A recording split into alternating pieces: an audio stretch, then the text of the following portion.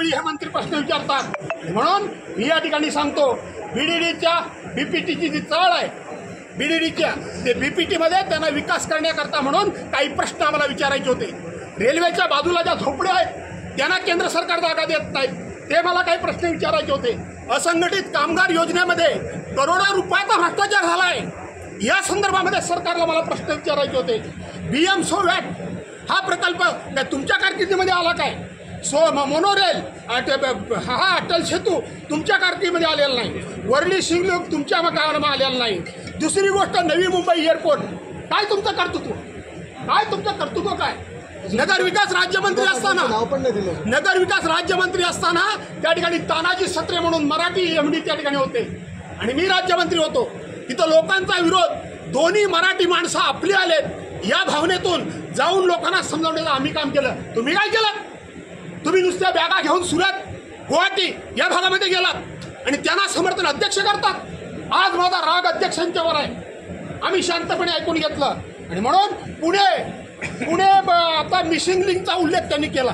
अरे केला खरोखर आहे, पण हिंदू हृदय सम्राट शिवसेना प्रमुख मान्य बाळासाहेब ठाकरेंमुळं 1995 साली युतीचं सरकार होतं, त्यावेळेला मुंबई पुणे रस्ता त्या काळात झाला। ही कंटिन्यूस प्रोसेस आहे। त्यानंतर पुढचा एखादा टप्पा तुम्ही केलात तर काय मेहरबानी केलीत काय?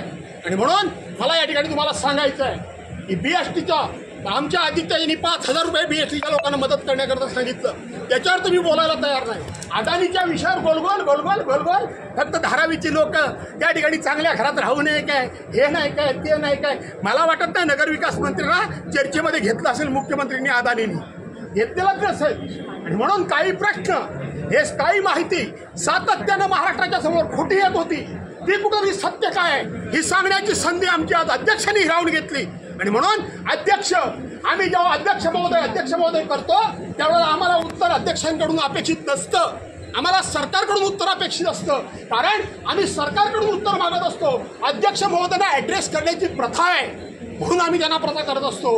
म्हणून अध्यक्षांनी सरकारला तर बरखास्त करावं, स्वतःच बसावं आणि प्रश्नाला उत्तर द्यावी। दुसऱ्याला तत्वज्ञान सांगणारे अध्यक्ष ऐकून घ्या। आम्ही शांतपणे न इच्छा असताना सुद्धा, एवढं तर माझ्याकडे संयम नाही, पण मी मुद्दामून ऐकून घेतलं।